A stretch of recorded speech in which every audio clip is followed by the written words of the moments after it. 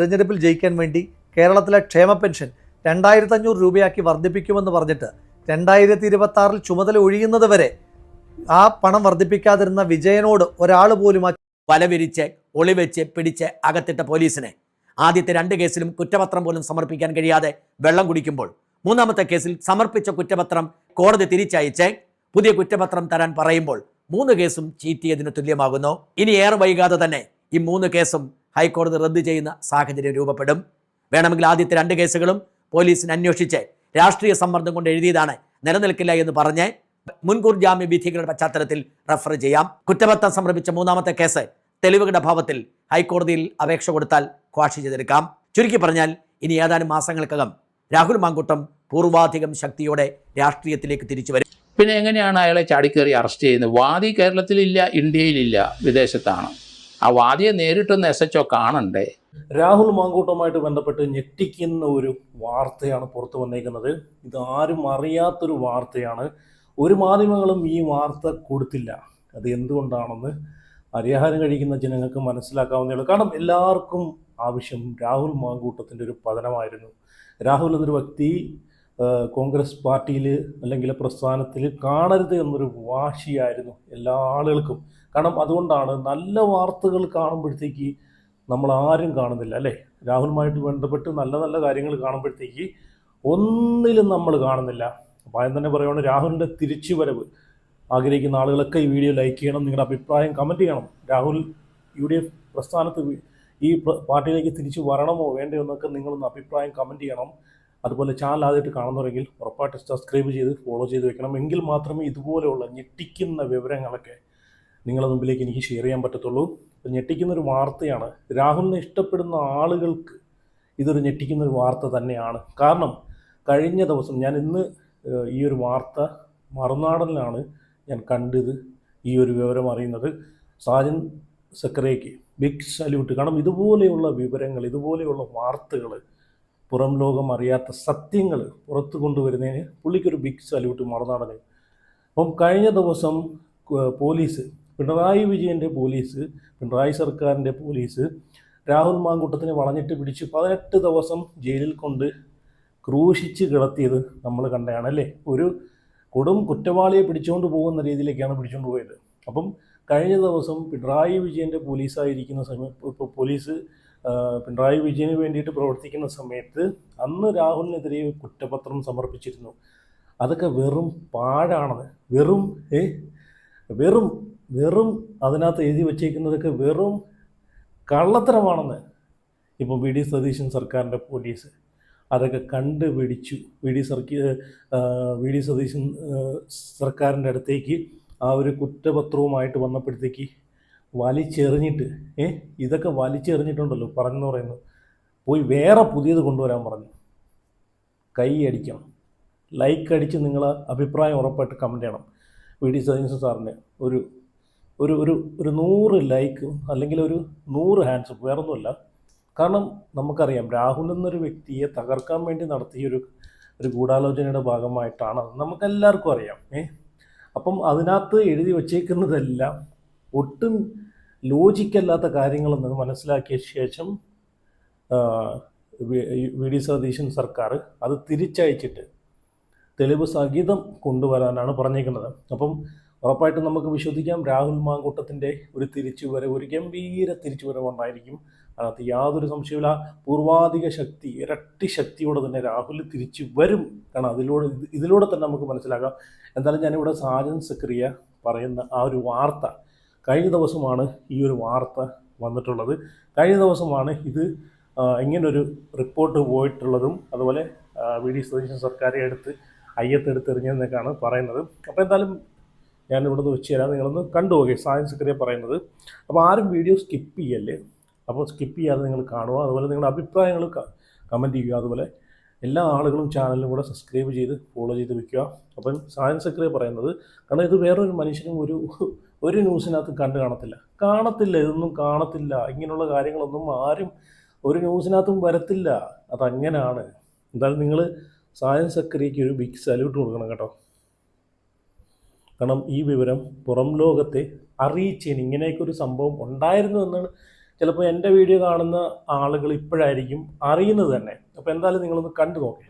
സമാനമായ മറ്റൊരു കേസിലെ പ്രതി കൂടിയായതോടെ പ്രിൻസിപ്പൽ സെഷൻസ് ജഡ്ജ് രാഹുൽ മാങ്കൂട്ടത്തിൻ്റെ ജാമ്യം നിഷേധിക്കുന്നു. രണ്ടാമത്തെ കേസും തിരുവനന്തപുരം കോടതിയിൽ നിലനിൽക്കുന്നു. രാഹുൽ ഇരുട്ടിൽ തന്നെ കഴിയുന്നു. രണ്ടാമത്തെ കേസിൽ തിരുവനന്തപുരം പ്രിൻസിപ്പൽ സെഷൻസ് കോടതിയിൽ മുൻകൂർ ജാമ്യാപേക്ഷ നൽകിയതിനൊപ്പം തന്നെ ഒന്നാമത്തെ കേസിൽ ജാമ്യം തള്ളിയതിനെതിരെ ഹൈക്കോടതിയിൽ അപ്പീലും കൊടുക്കുന്നു. ഹൈക്കോടതി കേസ് പരിഗണിച്ച ആദ്യത്തെ ദിവസം തന്നെ നോട്ട് അറസ്റ്റ് പ്രഖ്യാപിക്കുന്നു. എന്ന് വെച്ചാൽ ജാമ്യാപേക്ഷയിൽ തീരുമാനമെടുക്കുന്നത് വരെ പ്രതിയെ അറസ്റ്റ് ചെയ്യരുത് എന്ന് കോടതി വിധിക്കുന്നു. പക്ഷേ രണ്ടാമത്തെ കേസിൽ മുൻകൂർ ജാമ്യം ലഭിക്കുന്നത് വരെ രാഹുൽ ഇരുട്ടത്ത് തന്നെ തുടരുന്നു. രണ്ടാമത്തെ കേസ് പരിഗണിച്ചുകൊണ്ട് കോടതി പറയുന്നു, ഒരു തരത്തിലും നിലനിൽക്കുന്ന കേസല്ല, ഇതിൽ റേപ്പില്ല, അതുകൊണ്ട് ജാമ്യം കൊടുക്കുന്നു. ആദ്യത്തെ കേസിൽ നോട്ട് അറസ്റ്റും രണ്ടാമത്തെ കേസിൽ മുൻകൂർ ജാമ്യം ലഭിച്ചതോടെ രാഹുൽ പാലക്കാട് പ്രത്യക്ഷപ്പെടുന്നു, തൻ്റെ ജീവിതത്തിലേക്ക് മടങ്ങുന്നു. ആദ്യത്തെ കേസിൽ ജാമ്യം നിഷേധിച്ചപ്പോഴും പ്രിൻസിപ്പൽ സെഷൻസ് കോടതി കൃത്യമായി പറഞ്ഞിരുന്നു, ഇതിൽ റേപ്പില്ല, മറ്റൊരു കേസ് കൂടി ഉള്ളതുകൊണ്ട് മാത്രമാണ് ജാമ്യം നിഷേധിക്കുന്നതെന്ന്. രാഹുൽ രംഗത്ത് വരുന്നു. ഏറെ വൈകാതെ മൂന്നാമത് ഒരു കള്ളക്കേസ് കൂടി എടുത്ത് ആരുമറിയാതെ രഹസ്യമായി രാഹുലിനെ പാലക്കാട്ടെ താമസ സ്ഥലത്ത് നിന്ന് കേരള പോലീസിന്റെ പ്രത്യേക അന്വേഷണ സംഘം പിടിച്ചുകൊണ്ടുപോകുന്നു. ഒളിച്ചു നിന്ന് വലവിരിച്ച് രാഹുലിനെ അവർ പിടിച്ചു കെട്ടി ജയിലിലടച്ചു. ജയിലിലടച്ചാൽ പിന്നെ മുൻകൂർ ജാമ്യത്തിന് പ്രസക്തിയൊന്നുമില്ല. 2 ആഴ്ചയോളം ജയിൽവാസം. ജയിൽവാസത്തിനൊടുവിൽ പത്തനംതിട്ട പ്രിൻസിപ്പൽ സെഷൻസ് ജഡ്ജ് ജാമ്യം അനുവദിച്ചുകൊണ്ട് പോലീസിനോട് ചോദിച്ചു, നിങ്ങൾ എന്തൊക്കെയാണ് എഴുതി വെച്ചിരിക്കുന്നത്? ഇവിടെ എവിടെയാണ് റേപ്പ് ഉള്ളത്? എന്തുകൊണ്ടാണ് ഒരു നടപടിക്രമം പോലും പാലിക്കാത്തത്? കാനഡയിൽ താമസിക്കുന്ന ഒരു യുവതി ഇമെയിൽ വഴി അയച്ച പരാതിയുടെ പേരിലാണ് കേസ്. ആ യുവതിയുടെ മൊഴി പോലും എടുക്കാതെ നിങ്ങൾക്ക് എങ്ങനെയാണ് ഈ കേസിൽ അറസ്റ്റ് ചെയ്യാൻ കഴിഞ്ഞത്? ഹൈക്കോടതിയുടെ മുൻകൂർ ജാമ്യത്തിൽ നിൽക്കുന്ന ഒരാളെ നിങ്ങൾ ഒരു നടപടിക്രമവും പാലിക്കാതെ എങ്ങനെയാണ് അറസ്റ്റ് ചെയ്തത്? കോടതിയുടെ ഈ ചോദ്യങ്ങൾക്ക് പോലീസിന് ഉത്തരമുണ്ടായിരുന്നില്ല. രാഹുൽ മാങ്കൂട്ടത്തിന് ജാമ്യം കിട്ടി പുറത്തിറങ്ങി. പക്ഷെ അപ്പോഴേക്കും അയാളുടെ രാഷ്ട്രീയ കരിയർ ഏതാണ്ട് അവസാനിച്ചിരുന്നു. തെരഞ്ഞെടുപ്പിന് ബഹളത്തിലേക്ക് കേരളം നീങ്ങി. രാഹുൽ സിറ്റിംഗ് MLA ആയിട്ടും പാലക്കാട് സീറ്റ് നിഷേധിക്കപ്പെട്ടു.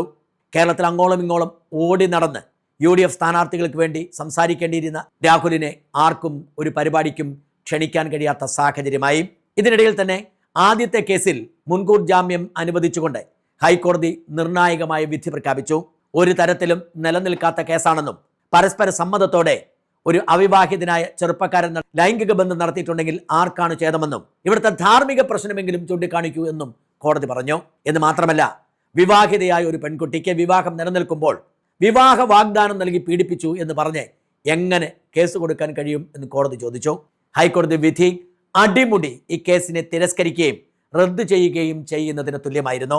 അതുകൊണ്ട് തന്നെ പരാതിക്കാരി സുപ്രീം കോടതിയെ സമീപിക്കുന്നു. ഈ കേസ് ഒരു മിനി ട്രയലാണ്.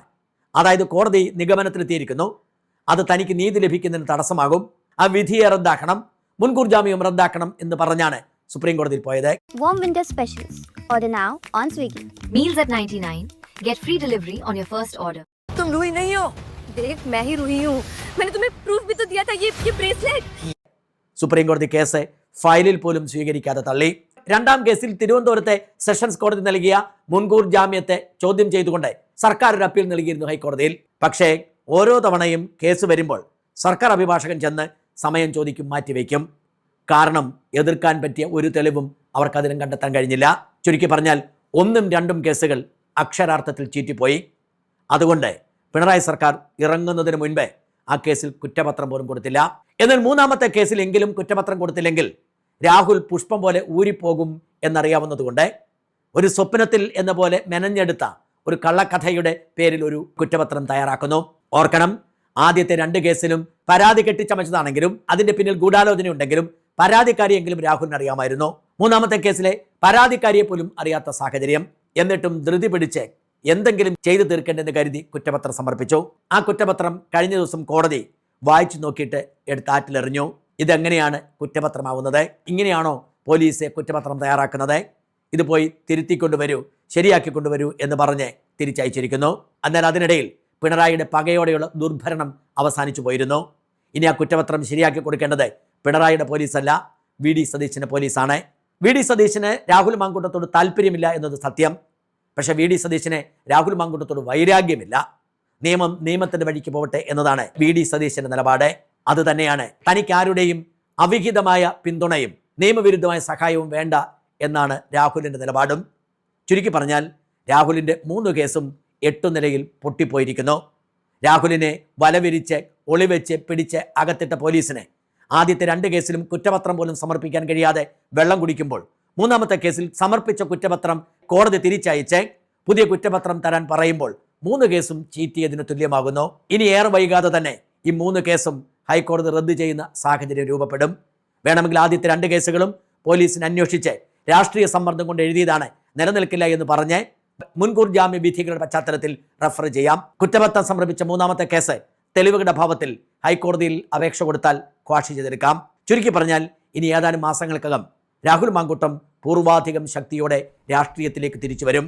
രാഹുലിനെ തീർക്കാൻ പിണറായി ഒരുക്കിയ കെണി രാഹുലിൻ്റെ 2ാം ജന്മത്തിന് കാരണം. ഓക്കെ, നിങ്ങൾ ഈ വാർത്ത കണ്ടല്ലോ. അപ്പം സാജൻ സക്രിയ പറയുന്നത് എന്താണെന്ന് വെച്ച് കഴിഞ്ഞാൽ, കഴിഞ്ഞ ദിവസം കുറ്റപത്രം സമർപ്പിച്ചത് VD സതീശൻ സർക്കാർ അതെടുത്ത് കാറ്റിൽ പറത്തി അയ്യത്ത് കളഞ്ഞിട്ട് പുതിയ ഒരെണ്ണം കൊണ്ടുവരാനാണ് പറഞ്ഞേക്കുന്നതെന്നാണ് പറയുന്നത്. അപ്പോൾ എന്തായാലും രാഹുലിൻ്റെ ഒരു തിരിച്ചുവരവ് നല്ലൊരു സാജൻ സക്രിയ പറയുന്നത് നല്ലൊരു ഗംഭീര തിരിച്ചുവരവ് നമുക്ക് പ്രതീക്ഷിക്കാം. കാരണം നമ്മൾ കണ്ടതാണ് ഇപ്പം റീസെൻ്റായിട്ട് അവസാനമായിട്ട് പുള്ളി പാർട്ടിയിൽ ഇല്ലെങ്കിൽ തന്നെ പാർട്ടിയിൽ പുറത്തിരുന്നുകൊണ്ട് തന്നെ നല്ല രീതിയിൽ പുള്ളി പ്രതികരിക്കുന്നുണ്ട്. ഓരോ കാര്യങ്ങൾ നല്ല വ്യക്തതയോടുകൂടിയും നല്ല വിശദമായിട്ട് നല്ല കൃത്യമായിട്ട് എല്ലാം നല്ലപോലെ പഠിച്ച് പുള്ളി അവതരിപ്പിക്കുന്നുണ്ടല്ലേ.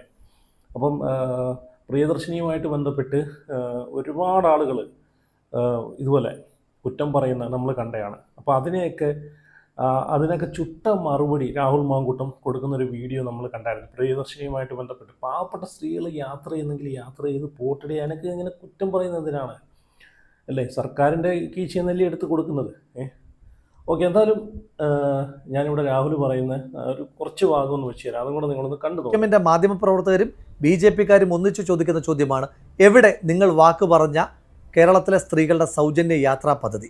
ഒന്ന് ആലോചിച്ചു നോക്കണം. 2021 തിരഞ്ഞെടുപ്പിൽ ജയിക്കാൻ വേണ്ടി കേരളത്തിലെ ക്ഷേമ പെൻഷൻ 2500 രൂപയാക്കി വർദ്ധിപ്പിക്കുമെന്ന് പറഞ്ഞിട്ട് 2026 ചുമതല ഒഴിയുന്നത് വരെ ആ പണം വർദ്ധിപ്പിക്കാതിരുന്ന വിജയനോട് ഒരാൾ പോലും ആ ചോദ്യം ചോദിച്ചിട്ടില്ല. എന്നിട്ടും ശ്രീ VD സതീശനോട് ചോദിക്കുമ്പോൾ ചുമതല ഏറ്റെടുത്ത് 27ാമത്തെ ദിവസം കേരളത്തിൻ്റെ മുഖ്യമന്ത്രി ഈ നാടിനോട് പറയുകയാണ്, ഞങ്ങൾ വാക്ക് നൽകിയ പ്രിയദർശിനി സൗജന്യ യാത്രാ പദ്ധതി ഇതാ നടപ്പിലാക്കിയിരിക്കുന്നു. അത് നടപ്പിലാക്കിയതിന് ശേഷവും ഒരർത്ഥവുമില്ലാത്ത കുറേയേറെ അടിസ്ഥാനരഹിതമായ ആരോപണങ്ങളും ആക്ഷേപങ്ങളുമായി CPM കടന്നു വരികയാണ്. അതിൽ ഏറ്റവും ചൈൽഡിഷായി തോന്നിയ ആരോപണം ഇന്ന് ഉന്നയിച്ചത് CPM-ൻ്റെ മുതിർന്ന നേതാവും കേന്ദ്ര കമ്മിറ്റി അംഗവും മറ്റോ ആണെന്നാണ് തോന്നുന്നത്. കാരണം ഡൽഹിയിലൊക്കെ പോകുമ്പോൾ അവർ കോട്ടിടുന്നത് ഞാൻ കണ്ടിട്ടുണ്ട്. ശ്രീമതി ടീച്ചർ പറഞ്ഞത് അത് പ്രിയദർശിനി സൗജന്യ യാത്രാ പദ്ധതി അത് 9 മണി തൊട്ട് എന്നുള്ളത് രാവിലെ 6 മണി തൊട്ടായി പുനഃക്രമീകരിക്കണം. ആദ്യം പ്രവർത്തകർ പറഞ്ഞു ഇതിന് സമയമൊന്നുമില്ലല്ലോ ടീച്ചറെ. അപ്പോൾ ഒരു ചളുപ്പും ഉളുപ്പുമില്ലാതെ ചിരിച്ചുകൊണ്ടിരിക്കുകയാണ് ടീച്ചർ. ഇതുപോലെയാണ് CPM-കാർ ഉന്നയിക്കുന്ന ആരോപണങ്ങളെല്ലാം ജനങ്ങൾ പൊളിച്ചെടുക്കുമ്പോൾ ഒരു ഉളുപ്പും ചളുപ്പും ഇല്ലാതെ ചിരിച്ചുകൊണ്ടിരിക്കുകയാണ് CPM-കാരും ചെയ്തുകൊണ്ടിരിക്കുന്നത്. പ്രിയദർശിനി സൗജന്യ യാത്രാ പദ്ധതി ആദ്യഘട്ടത്തിൽ ഓർഡിനറി ബസ്സുകളിൽ മാത്രമാണ് നടപ്പിലാക്കാൻ പോകുന്നതെന്ന് പറഞ്ഞപ്പോൾ CPM-കാർ ഉന്നയിച്ച ഏറ്റവും പ്രധാനപ്പെട്ട വിമർശനം ഇതാകെ 437 ബസ്സല്ലേ ഉള്ളൂ, അതൊരു തട്ടിപ്പല്ലേ, ജനങ്ങളെ പറ്റിച്ചതല്ലേ എന്നാണ്. സത്യം അതാണോ? ചില കണക്കുകൾ പരിശോധിക്കാം. കേരളത്തിൽ KSRTC ഉടമസ്ഥതയിലുള്ള ആകെ ബസ്സുകൾ 5765. അതിൽ തന്നെ ഓർഡിനറി ബസ്സുകളുടെ എണ്ണം 3125. അതായത് പ്രിയദർശിനി സൗജന്യ യാത്രാ പദ്ധതി ലഭിക്കുവാൻ പോകുന്നത് 3125 ബസ്സിലാണ്. 437 ബസ്സല്ല കേട്ടോ.